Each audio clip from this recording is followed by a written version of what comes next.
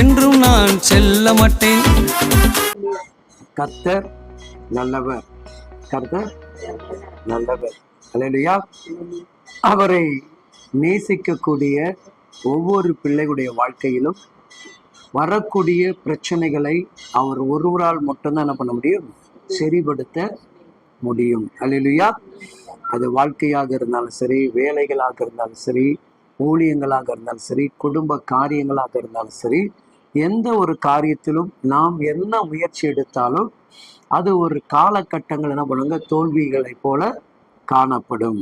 ஆனா வேதம் சொல்லுகிறது, எரேமியா 15ஆம் அதிகாரம் 11வது வேத வசனங்கள் இவ்விதமாக நமக்கு சொல்லுகிறது. எரேமியா 15:11. உன்னில் மீதியாக இருப்பவர்கள் நன்மை அடைவார்கள், தீங்கின் காலத்திலும் நெருக்கத்தின் காலங்களிலும் உனக்காக நான் சத்துருக்கும் எதிர்பட்டு உனக்கு சகாயம் செய்வேன் என்று மெய்யாகவே சொல்லுகிறேன். அல்லேலூயா. அவர் சொல்லுகிறார் பாருங்க, உன்னில் மீதி இருப்பவர்களுக்கு. யாரு? இன்னும் வாழ்க்கையிலும் சொந்த பந்தங்களும் குடும்ப உறவுகளிலும் இன்னும் யாரெல்லாம் நன்மை பெறாமல் இருக்கிறார்களோ அவர்களுக்கு ஆண்டவர் என்ன பண்ணுவாராம்? நன்மை செய்வார். அவர் பக்கத்துல கைப்பற்றி சொல்லி பாருங்களேன், சிஸ்டர், கர்த்தர் உங்களுக்கு நன்மை செய்ய போகிறார். கர்த்தர் உங்களுக்கு நன்மை செய்ய போகிறார். அல்லேலூயா. ஏன்னா இப்ப நம்ம தான் மீதியா இருக்கிறோம். யாரு? நம்ம தான் எப்படி இருக்கிறோம்? மீதியா இருக்கிறோம். எல்லாம் ஒருத்தங்க செட்டில் ஆயிட்டாங்க, ஒருத்தங்க செட்டில் ஆயிட்டாங்க. இப்ப நம்ம என்ன பண்ணணும்? செட்டில் ஆகணும். நம்ம என்ன பண்ணோம்? செட்டில் ஆகணும். அப்ப ஆண்டவர் நம்மளை பார்த்து சொல்றாரு, உனக்கு நான் நன்மை செய்வேன். அப்ப அந்த நன்மை யார் மூலமாக வெளிப்படும்னா, உன் குடும்பத்தில் இருக்கக்கூடிய சில உறவுகள் மூலமாக தெய்வன் அதை என்ன பண்றாங்க? வெளிப்படுத்துகிறார். அது மாத்திரம் இல்ல, தீங்கு காலத்தில், என்ன காலத்துல? நெருக்கத்தின் இதெல்லாம் நமக்கு இருக்கா? இருக்கா? எல்லாருக்கும் தீங்கெல்லாம் அனுபவிச்சிட்டோம் பிரதர், நான் படாத பாடா, நான் படாத கஷ்டமா அப்படின்னு சொல்லிட்டு என்ன பண்ணியிருக்கிறோம்? எவ்வளோ அங்கலாய்ப்பெல்லாம் நம்ம இருக்கிறோம் இல்லையா? அப்போ நம்ம என்ன பண்ணோம்? இது ஒரு சத்துருடைய போராட்டம். நமக்கு முதல் திங்கிங் வருது, எது வரும்? இது சத்துருடைய போராட்டம். தேவ சித்தத்துடைய போராட்டம் யாருக்குமே இன்ன வரைக்கும் சரியாக நிறைய பேருக்கு புலப்படாது. ஏதாவது ஒரு காரணம் வந்துச்சுன்னா அதுக்கு காரணம் யாரு? சத்துரு. இல்லையா? ஏதேன் தோட்டத்துல ஆண்டவர் கனியை வச்சாரு இல்லையா?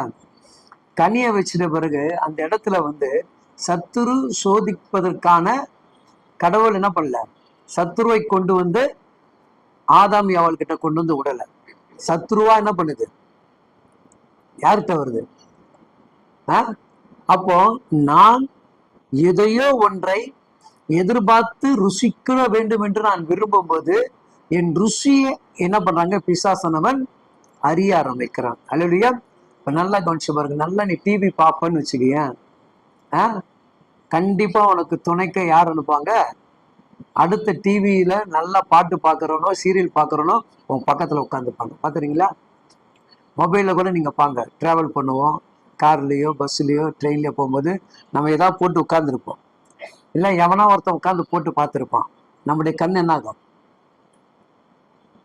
என்னாகும்? அப்படியே கொஞ்சம் எட்டி பார்க்கும். எட்டி பார்த்துட்டு அடுத்து என்ன பண்ணுவோம்?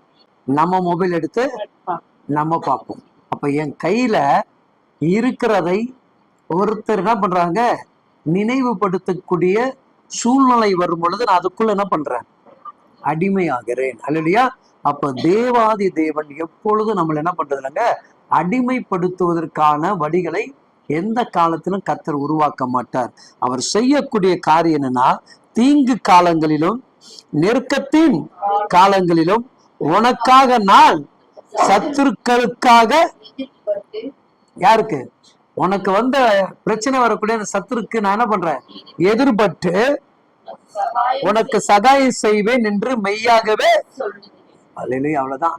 இன்னைக்கு நம்ம எல்லாருக்கும் கர்த்தர் என்ன பண்ண போறாருங்க? ஒரு பெரிய சகாயம் செய்ய போகிறார். அல்லேலூயா. அந்த சகாயத்தை நம்ம என்ன பண்ணுங்க? பெற்றுக்கொள்ளுகிறவர்களாக காணப்பட வேண்டும் என்று வேதம் சொல்லுகிறது. அழகாக வசனம், இன்னொரு வசனம் நான் உங்களுக்கு சொல்லுகிறேன். ஏசாயா 11ஆம் அதிகாரம் 1-2 மட்டும் சற்று நாம் வாசிப்போம். ஈசா என்னும் அடிமரத்திலிருந்து ஈசா என்கின்ற அடிமரத்திலிருந்து துளிர் தோன்றி ஒரு துளிர் தோண்டி அவன் வேர்களில் இருந்து அவன் வேர்களில் இருந்து கிளை எழும்பி கிளை எழும்பி என்னங்க செழிக்கும். அந்த செழிக்கிற மரத்தை குறிச்சு பேசுறாரு. எதை குறிச்சு? இப்ப நீங்களா யாரு? உங்களுக்கும் எனக்கு தேவனா பண்ண போறாருங்க, ஒரு சகாயம் செய்ய போறாரு. இப்ப நீங்க யாருன்னா செழிக்கக்கூடிய மரம். நீங்க யாருங்க? செழிக்கக்கூடிய மரம். இப்போ பூத்து காய்ந்து கொண்டு இருக்கக்கூடிய அந்த மரத்துல ஒரு பூ உதிர்ந்தாலும் என்ன ஆயிடும்? அதோடைய அழகு கெட்டு போயிடும் இல்லையா? அது போல நம்ம வீட்டுக்குள்ள ஜெபிக்கக்கூடிய ஒரு பிள்ளை குறைஞ்சாலும் என்ன ஆகும்? அந்த வீட்டுடைய ஜெபத்துடைய அழகு குறைந்து போய்விடும். அப்போ ஜெபிக்கிற பிள்ளைகளுக்கு ஒரு நீரூற்றை எந்த விதத்துல கர்த்தர் கொடுக்கிறார்? எப்படிப்பட்ட ஞானம், எப்படிப்பட்ட ஒரு அபிஷேகம், எப்படிப்பட்ட ஒரு வல்லமை, எப்படிப்பட்ட ஒரு கிருபையை நீங்க என்ன பண்ணணுங்க? அறிந்து கொள்ளணும். இப்ப 2வது வசனத்தை வாசிங்க.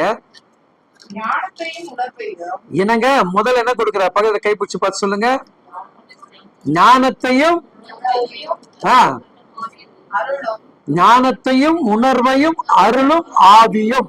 அதுல ஃபர்ஸ்ட் நின்னுப்போம், அப்புறம் அடுத்தது போயிடலாம். இதுல ஞானத்தை என்ன பண்ணுமா? உணர்த்துமா. எப்படி உணர்த்தும்?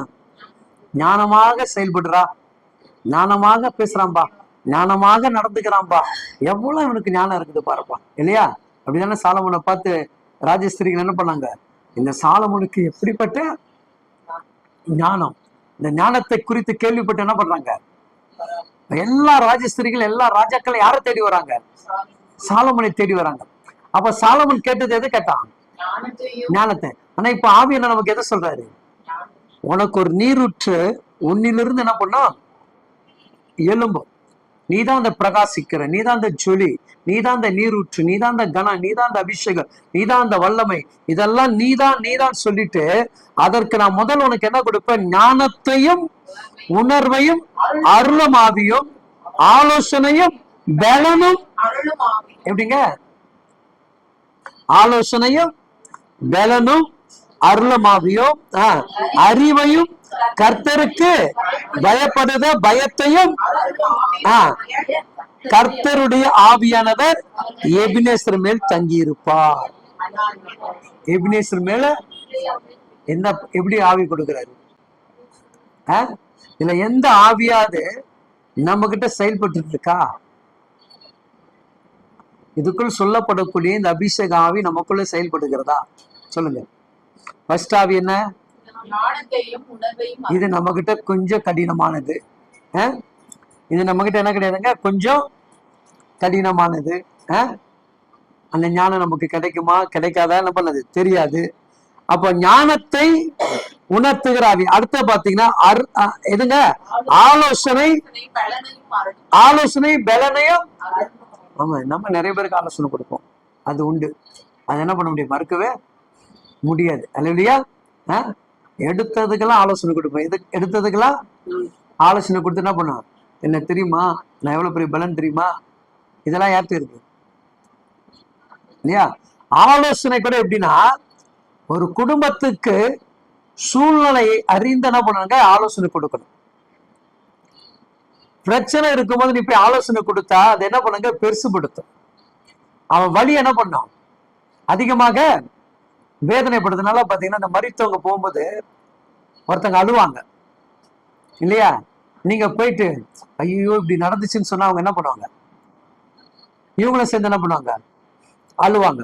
கொஞ்ச நேரம் அழாம இருந்துட்டு, அவங்களும் அழாம இருந்துட்டு, கொஞ்ச நேரம் கழிச்சு இப்படி எல்லாம் நடந்திருக்க கூடாது நீ சொன்னு வச்சுக்க, அந்த அழுகை கொஞ்சம் ஸ்டாப் ஆகும். அப்ப அந்த அழுகையை பெருசுபடுத்துவது ஆலோசனை இல்லை, அந்த அழுகையை நிறுத்துறதா ஆலோசனை. அப்ப அந்த ஆலோசனையுடைய பலனை கர்த்தர் நமக்கு கட்டளை இடுகிறார். இல்லையா? இதுல இன்னொரு விசேஷம் என்னன்னா, அங்க 3வது வசனம் அழகா சொல்லும் பாருங்க. கர்த்தருக்கு பயப்படுவதல் அவருக்கு உகந்த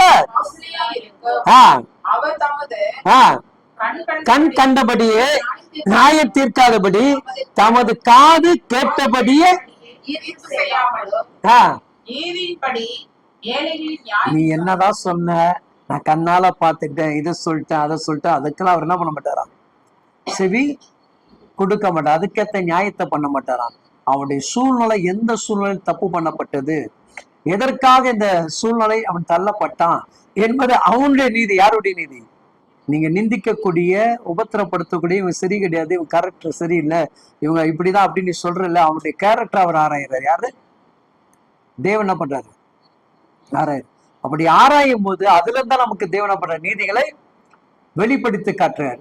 எடுத்தாலும் நம்ம என்ன பண்ண முடியாது, எந்த ஒரு காரியத்தையும் ஜட்ஜ்மெண்ட் பண்ண முடியாது. அப்போ தேவனிடத்திலிருந்து வரக்கூடிய ஆலோசனை ஞானம் என்ன பண்ண, தெளிந்த புத்தியோடு செயல்படும். எப்படி செயல்படும்? தெளிந்த அறிவோடு புத்தியோடு கூட அது என்ன பண்ணுங்க, செயல்படும்.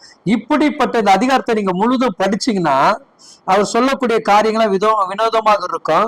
அதுல எனக்கு பிடிச்ச ஒரு காரியத்தை மட்டும் நான் சொல்றேன். 8வது வசனத்தை நீங்க வாசிங்க. இதெல்லாம் நிறைய போட்டால இந்த மாதிரி இந்த வசனத்துக்கு ஏற்ற போட்டாலும் நீங்க பார்த்திருப்பீங்க. இப்ப உங்களுக்கு நினைவு போறேன்னு நினைக்கிறேன். வாசிங்க. பால் குடிக்கும் குழந்தை எதுலங்க? இதெல்லாம் இந்த படம் எல்லாம் பாத்துருக்கீங்களா? பாத்தீங்களா? பாக்கலையா? குழந்தைங்க கையில 2 பாம்பை பிடிச்சிக்கிற மாதிரிலாம் முன்னாடி சில்லு வரும், பாத்துறீங்களா? காலண்டர் எல்லாம் போடுவாங்க. எது போடுவாங்க? காலண்டர்ல போடுவாங்க. அந்த குழந்தை என்ன பண்ணும், பாம்பு மேல உட்கார்ந்துக்கிட்டு பிடிச்சுக்கும். அப்போ தேவன் சொல்லுகிறார், சிறு குழந்தைகள் எதில் உட்கார்ந்துருக்குமா? விரிய பாம்புகளை விளையாட, பாம்போட என்ன பண்ணுமா? அது மேல விளையாடுமா. அப்ப நம்ம எதை குறிச்சு பயப்பட வேண்டியா? சர்பத்தை குறித்தோ, சத்துடைய நுகத்தை குறித்தோ, நம்ம எதிர்கொள்ளக்கூடிய காரியத்தை குறித்தோ நம்ம பயப்படாம அது மேல நம்மளை விளையாடக்கூடிய அந்த அபிஷேக பலனுள்ள ஆவி. எந்த ஆவி? அந்த அபிஷேக பலனுள்ள ஆவி. அடுத்து சொல்லுது பாருங்க. கட்டுவிரியல் புற்றிலே தன் கையை வைக்கும். எப்படி பண்ணுமா? போய் பயப்படாது. என்ன குழியா பள்ளமா, அது என்ன பண்ணாது, கை விட்டு நோண்டி பார்க்க. இது குழந்தை பக்கத்துல ஒரு மெழுகுத்தை கொளுத்து வச்சுங்களேன், குழந்தை என்ன பண்ணா? போய் அந்த அந்த ஒளியை போய் தொடும். நம்ம என்ன பண்ணோம்? நம்ம தொட்டா சுற்று. ஆனா அதுக்கு என்ன தெரியாது, இதை தொடர்றதுக்காக முயற்சி எடுக்கும் அல்லையா? அப்ப அந்த பயத்தை தெளிவுபடுத்துகிறதா நல்ல ஆலோசனை, நல்ல பலனுள்ள ஒரு ஆவி. இந்த பயத்தை விட்டு நான் வெளியே வரணும். எதை விட்டு? பிரச்சனையில இருந்து நான் வெளியே வரணும். நான் திரும்ப திரும்ப இந்த பிரச்சனையை, இந்த காரியத்தை குறித்து நான் பேசிக்கிட்டே இருப்பேன்னா எனக்கு என்ன பண்ணாதுங்க, பயம் போகாது. எனக்கு என்ன போகாது? பயம் போகாது. திரும்ப என்ன பண்ணும், ஏதோ ஒரு பயம் மறுபடியும் என்ன பண்ணும், அட்டாக் பண்ணும். அப்ப அட்டாக் பண்ணும் போது எனக்கு யாராவது ஒருத்தர் ஆலோசனை சொல்லணும், யாரா என்னை பலப்படுத்தணும், யாரா என்னை தேற்றணும் அப்படின்ற எண்ணத்துக்குள்ள என்ன பண்ற, கடந்து போயிடுவான். அப்போ உனக்குள் இருக்கிற பலன், உனக்குள் இருக்கிற ஆலோசனை தான் என்ன பண்ணுவாங்க, விரியம் பாம்பு குட்டிகளை, அதான் சொன்னார், சர்பத்துக்கு ஏதுவானதை,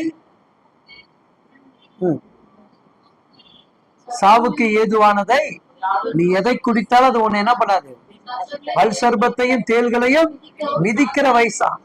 என்ன வயசுங்க? யாருக்கு? யாருக்கு? வல் சர்பம் விஷம் இல்லையா, விரியம் பாம்பு, தேளு, விஷம். இந்த விஷத்தெல்லாம் ஜெபம் என்கின்ற அபிஷேக நிறைந்த ஆவினால் உன்னால ஜெயிக்க முடியும் என்கின்ற அந்த பலனுள்ள ஆவிதான் தேவன் உங்களுக்கு எனக்கு கட்டளை எடுக்கிறார். அல்லையா? அதான் நீங்க பாத்தீங்கன்னா பிலிப்பியர் 4ஆம் அதிகாரம் 11வது வசனத்தை வாசிங்க, முடிக்க. ஏனெனில் எந்த நிலைமையில் இருந்தாலும், எப்படிங்க, எந்த நிலைமையில இருந்தாலும் என்ன கத்துக்குமா? ஒரு தேவ பிள்ளைகளுக்கு இதுதான் முக்கியம். தேவன் கொடுக்கக்கூடிய ஞானம், தேவன் கொடுக்கக்கூடிய பலன், தேவன் கொடுக்கக்கூடிய ஆலோசனை, தேவன் கொடுக்கக்கூடிய அறிவனுங்க. எந்த சூழ்நிலை வந்தாலும் நீ என்ன பண்ணக்கூடாது, மனம் என்ன பண்ணக்கூடாது, மனம் தளர்ந்து போகக்கூடாது. அதுக்குதான் பாத்தீங்கன்னா ஏசாயா 33, 35 நினைக்கிறேன், 3, 4 தெரியல, வாஸ்து பாருங்க. இந்த வசனத்தை கையில வச்சிருக்க, மறந்துடாதீங்க. மனம் பதறுகளை பார்த்து நீங்கள் மன பதறுகளை பார்த்து என்ன சொல்றாரு, உனக்கு ஒரு பிரச்சனை வரும்போது என்ன பண்ணாத, பயப்படாதன்றாரு. பதறிக்கிட்டே அதையும் என்ன பண்ணாத, செய்யாத, சிந்திக்காத, அப்ப மனம் பதறர்களை பார்த்தா ஆண்டவர் என்ன வார்த்தை சொல்றாரு? பயப்படாதிருங்கள். ஆஹ் திடன் கொள்ளுங்கள். திடன் கொள்ளுங்கள், இதோ உங்கள் தேவன் இதோ உங்கள் தேவன் நீதிகளை. சரி கட்டவும். அவ்வளவுதான். அதுக்கப்புறம் நீங்க வீட்டுல உட்காந்து அந்த அதிகாரத்தை படிங்க. நான் ஓரளவுதான் சொல்லிட்டு போறேன். இப்ப இந்த மனம் பதறிச்சுன்னா நீதி கிடைக்காது. என்ன கிடைக்காது? நம்முடைய நீதி கிடைக்காது. நம்மளும் எடுத்தோம் கவுத்தோம் ஆச்சா பூச்சான்னு என்ன பண்ணுவோம்? சண்டை போட்டு வந்துடும். அப்ப அந்த மனம் பதறாம பயப்படாம பொறுமையாக இருந்தா கர்த்தருடைய நீதி விளங்குவதற்கான இருதயமாக நம்முடைய இருதயம் என்ன பண்ணணும்? மாற்றிக்கொள்ளணும் இல்லையா? இப்ப வாசிங்க பிலிப்பியர்ல. என் குறைச்சலினால் நான் இப்படி சொல்லுகிறேன் என்று. ஏனெனில் நான் எந்த நிலைமையில இருந்தாலும் மனரம்யமாய் இருக்க பகையில பார்த்து சொல்லுங்க.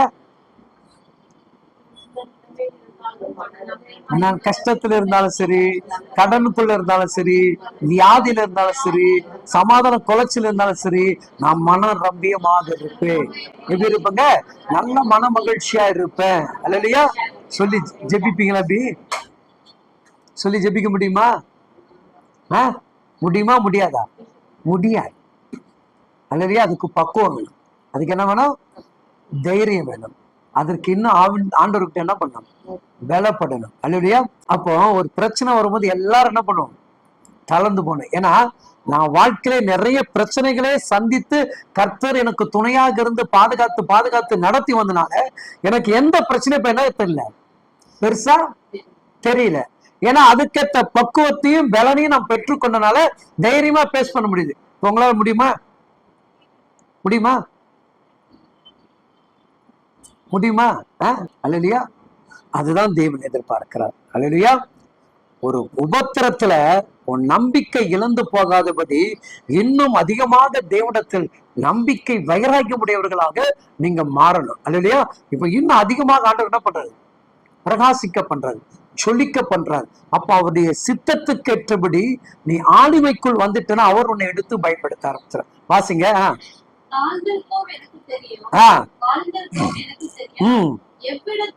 எவ்விடத்திலும் எல்லாவற்றிலும் எப்படிங்க? சோற போட்டாலும் போடலனாலும், தண்ணிய கொடுத்தாலும் கொடுக்கலனாலும், ஜூஸ கொடுத்தாலும் கொடுக்காம போனாலும், விசாரித்தாலும் விசாரிக்காம போனாலும் எப்படி இருப்போமா? எங்க அம்மா சாப்பாட்டு போட்டாலும் போடலனாலும், என் தங்கச்சி என்னை கவனிச்சாலும் கவனிக்கலாலும் நான் எப்படி இருப்பேன்? சொல்லுங்க. எங்க ஊழியக்காரர் எங்களை விசாரிக்காம போனாலும் சரி, எங்க சபை மக்கள் எங்களை விசாரிக்காம போனாலும் நான் கர்த்தருக்குள்ள மன மகிழ்ச்சியா இருப்பேன். யாருக்குள்ள? கர்த்தருக்குள்ள. அல்லையா? அப்ப அந்த பலனும் அந்த கிருபைக்குள் நீங்கள் கடந்து வந்துட்டா உங்க வாழ்க்கை பெரிய இருக்கா.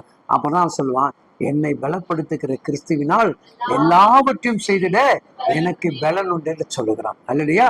அப்ப அந்த ஆகாரத்தை நம்பல, மனுஷனுடைய உதவியை நம்பல, எந்த ஒரு காரியத்துடைய தயவை நம்பல, அவன் கர்த்தருடைய பலத்தை நம்பினான். யாருடைய பலத்தை? கர்த்தருடைய பலத்தை நம்பினான். இன்னை கேட்டுக்கொண்டிருக்கிற தேவ பிள்ளைகளே, நீங்கள் கர்த்தருடைய பலத்தை நம்புங்கள். கர்த்தர் உங்களுக்கு அனுகூலம் செய்வார். தேவன் கிருபை பாராட்டுவாராக.